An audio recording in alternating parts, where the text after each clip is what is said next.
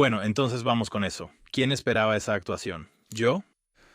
Em, Creo que algunas personas, pero no creo que la gente lo esperara. Creo que la gente lo deseaba y sabía que el equipo lo traía dentro. No puedes ver lo que hemos hecho en la Copa del Mundo y decir, así es como Inglaterra iba a jugar en esa semifinal o en esa forma.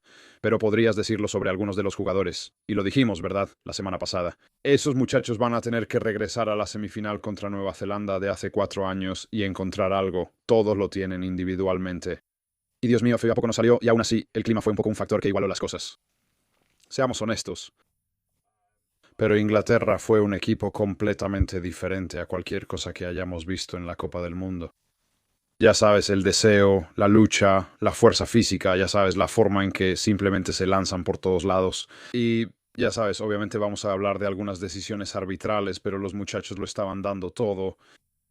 Y la forma en que se lanzaban a los racks y a los placajes sin preocuparse en lo más mínimo por su propia seguridad. Mira la forma en que Curry sale del campo cuando finalmente lo cambian. Absolutamente. Esa es una imagen clara. Destrozado, le dije a mi madre. Se vaciaron por completo, lo dieron todo.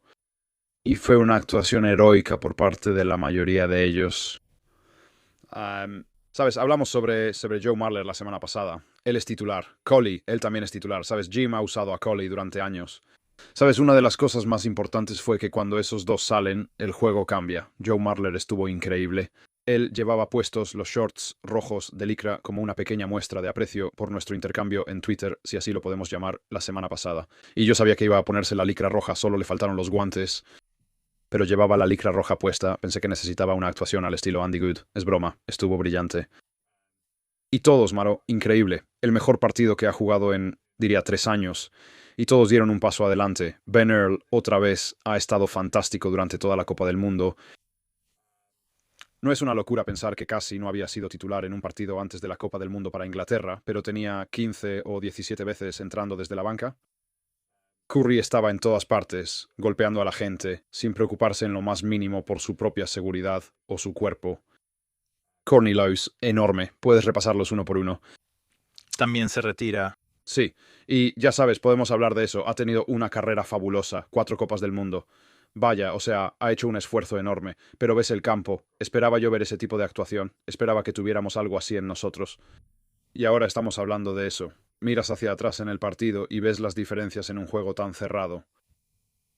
Y obviamente su banca tuvo un impacto mucho mayor que la nuestra. Sabes, pensé, no quiero ser negativo, pero pensé que Billy estuvo muy mal. Sí, estuvo muy mal. Cuando entró tengo una pregunta sobre Billy. Y siento que estoy siendo un poco duro al decirlo porque acabamos de perder una semifinal de la Copa del Mundo. Pero él entra en el primer tiempo por Curry. Dilo de nuevo, mira grande. Sí. Bueno, no, es solo por la forma en que entra caminando y cómo camina por ahí. Y es como si estuviera un poco letárgico. Y todos los demás están como dándolo todo para ganar una yarda con el balón, sacar aunque sea una pulgada en el tackle, ganar un contacto o al menos empatarlo, lo que sea. Simplemente no parecía que él lo quisiera o que realmente estuviera metido en el partido.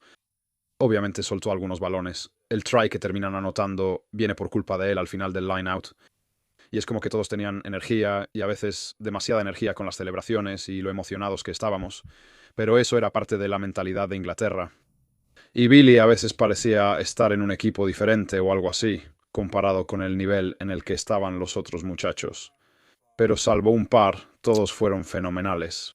Owen Farrell como capitán, sí, se pasó de la raya. Creo que cometió 4 penales. Eso es mucho. Sí, es mucho. Es mucho. Y obviamente la más importante fue cuando no quiso devolver el balón y les dieron otros 10 metros y luego Livock lo patea desde 49 metros. ¿Lo mete? Si no regala esos 10 metros, probablemente no. Pero ese es el faz que él sentía. Y sí se le subieron un poco los ánimos, ¿no? Seamos honestos.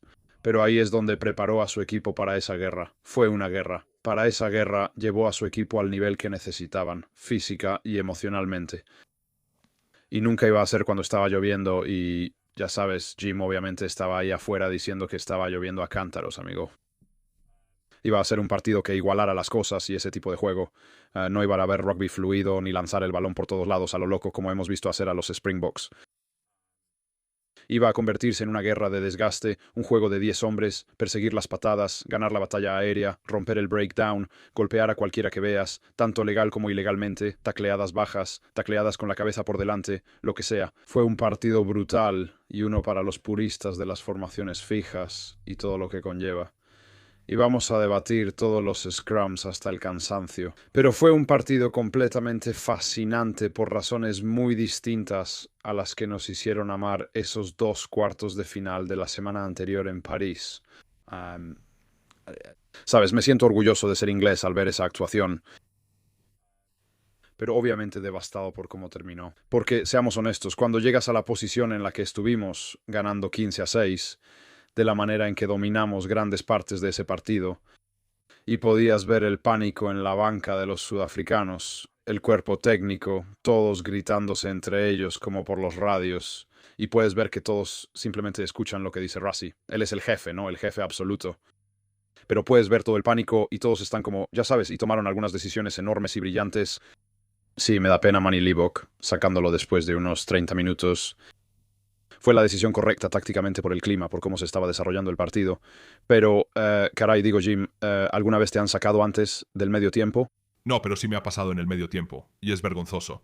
Todo es por el medio tiempo, ¿no? Exactamente, el nivel más alto. Y tienes toda la razón.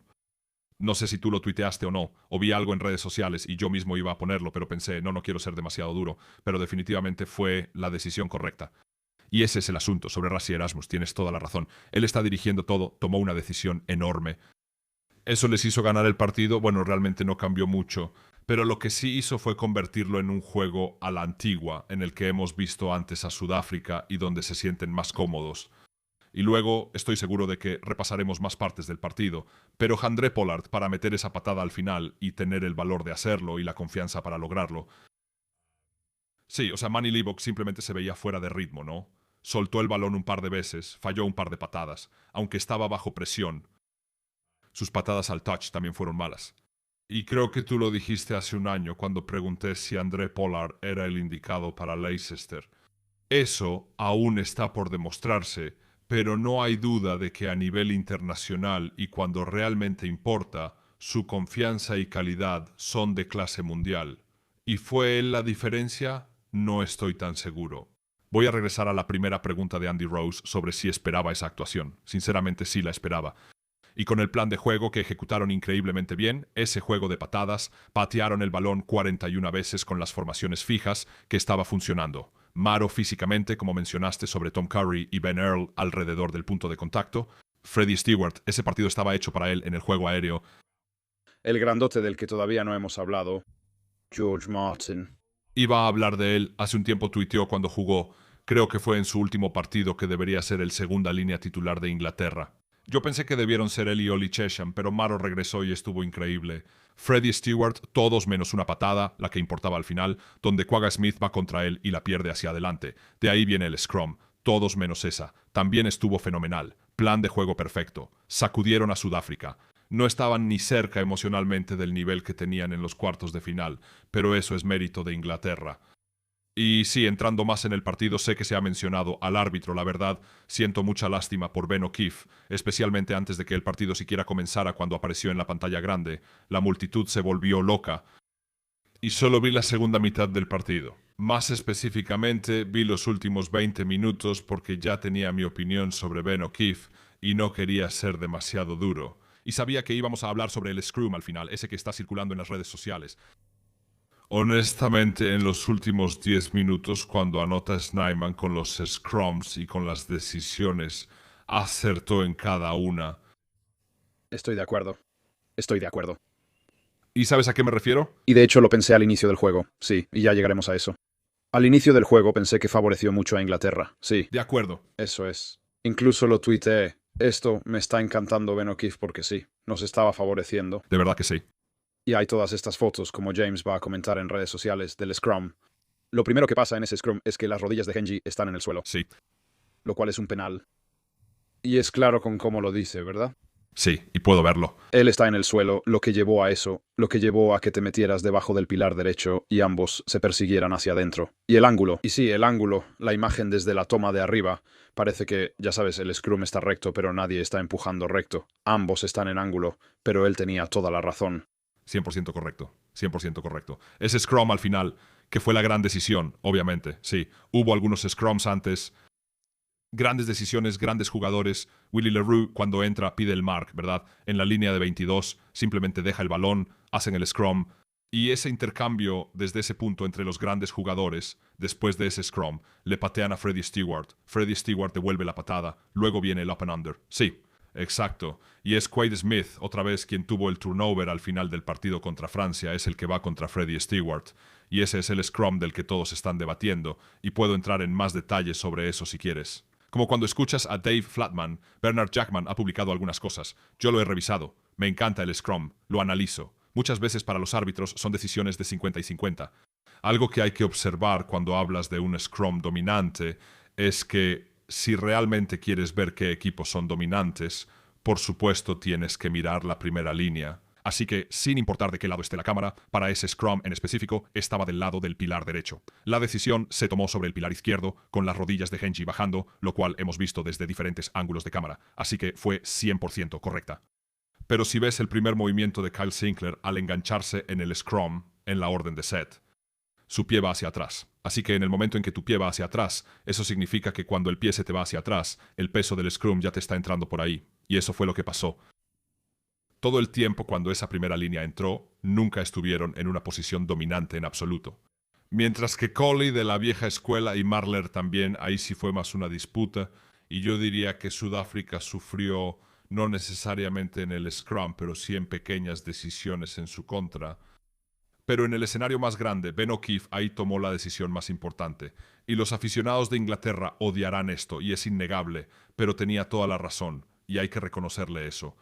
Sí, tienes que hacerlo. Y ya sabes, viendo el partido en general puedes encontrar fallos en muchos rucks y todo eso, pero en realidad creo que en el balance del partido puedes señalar decisiones individuales. Pero fue bastante justo en general, ya sabes, hubo algunas que favorecieron a Inglaterra. No es como si Inglaterra pudiera decir, perdimos el partido solo por ese scrum. Y fue una mala decisión. No, no fue una mala decisión, fue la decisión correcta. Pero también tuvimos suerte en algunos momentos. Y entrando en eso, ya sabes, cuestionas a Steve Borthwick por sacar a Marler y Cole. Y ya sabes, no sé si los muchachos pueden jugar 80 minutos hoy en día, y eso quizás sea un problema con el juego. ¿Hay un problema de profundidad en la primera línea para ellos? Bueno, quiero decir, Carl Sinclair estuvo mal, ¿no? Sabes, hubo una gran diferencia cuando Colley salió. Y Carl Sinclair no ha jugado tan bien desde hace un tiempo, ¿verdad? No lo creo. No ha dominado los scrums. Parece que ha perdido un poco su filo, creo. Sí, sé a lo que te refieres. Dices pobre, pero es pobre comparado con lo que Sudáfrica presentó. Toda la charla en la semana fue sobre Oxiche y lo de clase mundial que ha sido. Todo depende de los jugadores que tengas. Mencionamos esto cuando hablábamos de Escocia. Es que tengas a tus mejores jugadores, ya sea que entre Will Stewart o que Colley, que tiene 52 años, entre o inicie, y también tienes a Carl Sinclair, o eres un buen pilar en el scrum o no lo eres. Y vimos en la final de hace 4 años, el talón de Aquiles de Inglaterra fue el scrum, que les costó la Copa del Mundo. Perdieron ese partido en la final, llegar a ponerse fríos, y ese fue Colley. Sí, porque Sinclair salió bastante temprano. Eso responde a tu pregunta, Andy Rowe, y ha estado circulando. Vimos a Matt Williams hablando de eso en la cobertura de Virgin Media sobre los scrums y el poder que tienen los diferentes equipos, como ¿debería ser así? ¿Ese es el tipo de juego que queremos tener? Eso es en lo que se ha basado el rugby sudafricano. Y ves dónde cambió en los últimos 10 minutos. Penal de scrum, patada a la esquina, maul de line out, Jan de Villiers se escapa, jugada de poder, RG Snyman por la esquina, corredor desde el 9, ¡pum!, potencia. Y luego eso se repitió durante los siguientes 8 o 9 minutos, y en efecto, Sudáfrica ganó. Eso los metió en la final. Una locura, pero así es como juegan. ¿Cómo calificarías el desempeño táctico de Steve Borthwick como entrenador aquí?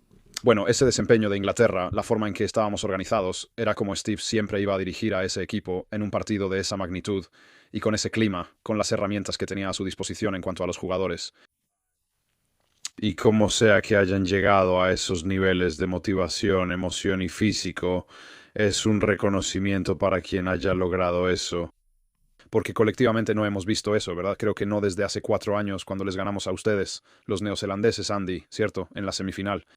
Eso fue hace mucho tiempo. Sí, lo es, pero lo hemos hecho, pero... Y por otro lado, Gaudí, tú sabes que hemos jugado en esos partidos. Hay partidos en los que llegas como lo hizo Inglaterra, como lo hicieron contra Nueva Zelanda hace 4 años, como Sudáfrica lo hizo contra Francia, como lo hicieron Irlanda y los All Blacks cuando se enfrentaron. No puedes hacer eso semana tras semana. Ese es el reto, ¿no? Para cualquier equipo. ¿Cómo sostienes ese nivel? Sudáfrica no pudo llegar a ese nivel emocional. Sí, pero como hemos hablado, conocemos a los jugadores, los hemos visto jugar. Sabemos que emocionalmente hay un nivel al que pueden llegar, que es el más alto, que mostraron el fin de semana, pero hacer eso semana tras semana es, yo diría, casi imposible. Pero eso ha sido parte de la frustración, ¿no es así? Al ver a este equipo de Inglaterra, y tienes razón, no los hemos visto en 4 años. Sí, es mucho tiempo esperando a que aparezcan y jueguen bien. Sí, sí. Es la verdad. Sí, y sabes, estoy devastado, estamos fuera. Controlamos largos tramos del partido, y cuando llegas tan cerca, duele aún más, ¿verdad? Si hubiéramos perdido por 10 o 15 puntos, dirías, bueno, ¿sabes qué? Simplemente perdimos contra los campeones del mundo y estuvimos muy bien, pero ellos son un equipo mucho mejor. Cuando lo tienes en tus propias manos, 15 o 16 arriba con 12 minutos por jugar, sabes que tienes que ganar ese partido. Y un par de cosas fueron en contra de Inglaterra, con razón por parte del árbitro, y lo perdimos. Pero esa ha sido la cuestión, esa ha sido la frustración. Y ahí es donde han estado los aficionados de Inglaterra en los últimos años. La desconexión entre el equipo y las expectativas de rendimiento de los aficionados desapareció. Todo eso coincidió el sábado por la noche. Y todos estaban, ya sabes, completamente apoyando a ese equipo de Inglaterra y puedes ver el deseo que tienen. Veo a Elliot Daly yendo y golpeando a los muchachos donde, ya sabes, hemos visto... Aquí en el Body Smash Museum. Sí, y hemos visto, ya sabes, hemos visto a Elliot Daly fallar muchas tacleadas con la camiseta de Inglaterra antes. Es un amigo mío. Y, ya sabes, se cuestionaba su capacidad defensiva. Bueno, acaba de demostrarlo en una semifinal de la Copa del Mundo, lo duro que puede ser cuando quiere, y todos estaban a ese nivel. Digo todos, la mayoría estaban a ese nivel, lo que produjo una actuación increíble. No fue exactamente una situación de estar contra las cuerdas porque dominamos largos tramos de ese partido, pero sí lo fue en cuanto a lo que todos pensaban desde fuera sobre Inglaterra, incluidos los propios aficionados ingleses. Así que la conexión ha vuelto. Lo siguiente es qué va a pasar después de la Copa del Mundo. También parecía haber una rivalidad genuina entre ambos equipos, ¿no es así? Sí, diría que la tensión aumentó por lo que está en juego, por cómo es Inglaterra, y lo dije la semana pasada, como algunas personas dicen que se puede ver por qué Inglaterra no es muy querida, y estaban celebrando cada pequeña victoria, ¿verdad? Y eso fue parte de llevarlos a ese estado emocional para realmente dominar y, ya sabes, plantarle cara a Sudáfrica en este partido. Entonces, lo importante sobre Willy Leroux celebrando al final, lo cual causó un poco de empujones y jaloneos en... Él vino desde 50 metros de distancia. Él ha estado gritando y gritando. No solo se acercó a un jugador, fue con varios y simplemente corrió alrededor. No lo estoy defendiendo en absoluto. Como que se acercó, gritó y luego como que saltó y hay 2 jugadores de Inglaterra ahí. No pude ver quiénes eran, pero les gritó con todo. Pero no olvidemos que Inglaterra ha estado haciendo eso todo el partido también. No corriendo desde 50 metros, pero si ves todo, Maro tiene una mano levantada en el aire. Ben Earl, todos lo hacen. Tom Curry. Y no tiene nada de malo. Pero la otra cosa es que si lo haces en el partido como jugador de Inglaterra y luego pierdes, te la van a devolver. Y la oposición, muchísima gente habrá visto esa celebración, todo el festejo. Está bien documentado, ¿no? Entonces, y Willy Leroux, ya sabes, obviamente tiene historia en la Premiership con Wasps y Saracens y todo eso. Y quién sabe, nadie puede ponerse en el lugar ni de Willy Leroux ni de ninguno de los jugadores de Inglaterra porque acaban de perder una semifinal de la Copa del Mundo en los últimos 2 minutos o acaban de ganar una semifinal de la Copa del Mundo en los últimos 2 minutos. ¿Cómo sabes lo que esa emoción despierta en la gente? Y sí, un poco de empujones y forcejeos y Willy Leroux probablemente puedes verlo y decir que se pasó de la raya, pero ya sabes, fue una guerra física. Creo que hubo mucho respeto, pero también mucho de eso cuando tienes a 2 equipos monstruosos enfrentándose entre sí. Y vi lo que Rassi publicó sobre el tamaño, no lo podía creer. ¿Viste el tweet que Rassi publicó sobre el tamaño de los jugadores? La edad, el tamaño, el peso promedio y todo eso, sí. ¿Qué fue eso? Creo que voy a ser más grande. Inglaterra era más grande, Inglaterra tenía más internacionalidades, más experiencia. Sí. Y sí, nosotros solo somos aficionados que lo vemos. Y Jim, obviamente, estaba ahí a un lado de la cancha. No puedes entender la emoción a menos que la hayas vivido. Y yo no he vivido eso en una semifinal de la Copa del Mundo. No mucha gente ha sentido ese dolor y ese éxtasis. pero claramente había tensión porque, ya sabes, es una guerra, ¿no? El rugby puede serlo. Y ese fue un partido para los puristas, de principio a fin. ¿Quién es más grande? ¿Quién es más poderoso? Todo se redujo al scrum, al maul desde el line-out, a los grandes golpes, a la defensa. No fue un rugby bonito, pero esos partidos sacan más de las personas, ¿no? En cuanto a emociones. Porque es alfa contra alfa, a ver quién tiene más agallas. Y desafortunadamente Sudáfrica simplemente tuvo un poco más que nosotros con el scrum y Ox y Che y Vincent Koch. Hablando de agallas, Vincent Koch, él entró y tuvo una actuación increíble, sí, le dieron la vuelta al scrum que antes estaba muy estable. Y esas fueron las pequeñas diferencias en, ya sabes, un duelo épico que se decidió por un punto en los últimos 2 minutos. Pod. El rugby pod.